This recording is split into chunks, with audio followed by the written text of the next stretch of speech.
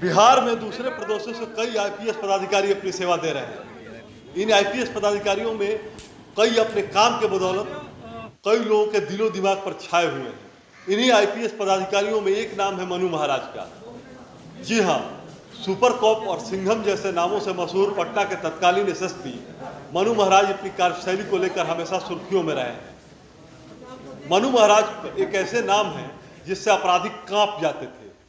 Patna SSP के अलावा Munger DIG, Saran DIG के महाराज ने कई ऐसे काम किए जिससे जनता में उनकी छवि किसी हीरो से कम नहीं रही। मनु महाराज का जन्मदिन पटना में बड़े ही धूमधाम से मनाया गया।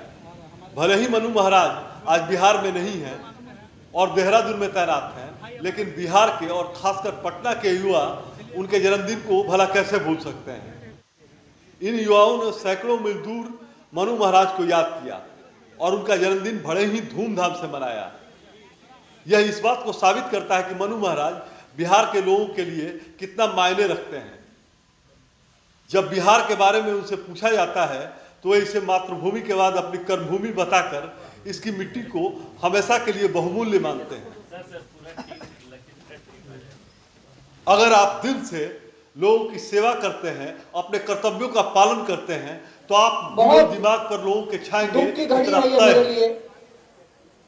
सबसे पहले तो मैं पटना की इस भूमि को, पाटलिपुत्रा की धरती को नमन करता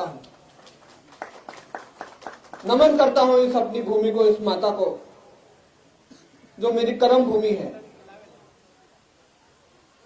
फक्र है मुझे और जिंदगी भर ये फक्र रहेगा कि एक आईपीएस ऑफिसर के रूप में मैं चुना गया और बिहार की राजधानी पटना में, पाटलिपुत्रा में मुझे काम करने का मौका दिया गया।